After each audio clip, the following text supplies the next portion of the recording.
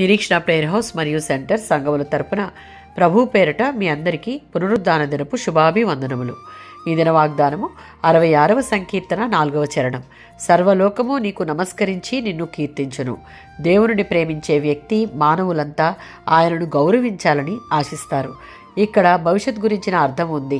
భూజనులంతా దేవుని ఎరిగి ఆయనను స్తుతిస్తారని ప్రవక్తలు పలికారు. ఇశ్రాయేలు యెహోవాను స్తుతించడంలో ఉన్న ముఖ్యోద్దేశం సర్వలోక నివాసులందరూ ఆయనను స్తుతించేలా నడిపించడం. ఈ వచనం యొక్క ముఖ్యోద్దేశం. యెషయా గ్రంథం 42వ అధ్యాయం 10-12 వచనాలలో దేవుడు యుద్ధశూరుడు, ఆయన సమస్తమును క్రొత్తగా చేయగల సమర్థుడు కనుక సకల జాతుల ప్రజలు, సుదూర ప్రాంతాల వారు సైతం దేవుని స్తుతిగీతాలతో కీర్తించాలని యెషయా ప్రవక్త పిలుపునిస్తున్నాడు. 22వ సంకీర్తన 27వ చరణం. దేవుడు వారి జీవితాలలో చేసిన ఆశ్చర్య కార్యములను జ్ఞాపకము చేసుకుని భూదిగంతముల నివాసులందరూ, అన్యజనులందరూ, వారి వంశస్థులందరూ దేవుని తట్టు తిరిగి ఆయన సన్నిధిని నమస్కారము చేయుదురు.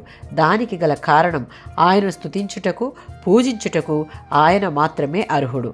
96వ సంకీర్తన 1-2 చరణాలలో సమస్త జనాంగాలతో కూడిన సార్వత్రిక రాజ్యం పైన యెహోవా ఏలుబడిని బట్టి సర్వలోకం ఆయనకు చెల్లించే స్తుతిని కీర్తనాకారుడు యెహోవాకు క్రొత్త కీర్తన పాడుడి అని పిలుపునిస్తున్నాడు. అన్యజనులలో, సమస్త జనులలో ఆయన మహిమను, ఆశ్చర్య కార్యములను ప్రచురపరచుడి. ఈ కీర్తన యొక్క ముఖ్య ఉద్దేశం దేవుని ఎడతెగక స్తుతించుట, ఆయన చేసిన కార్యములను ప్రకటించుట, ఆయన మహిమా ప్రభావములను ప్రచురము చేసే సాక్షులుగా ఆయన రాజ్య వ్యాప్తి కొరకు పాటుపడాలి. ఆమేన్.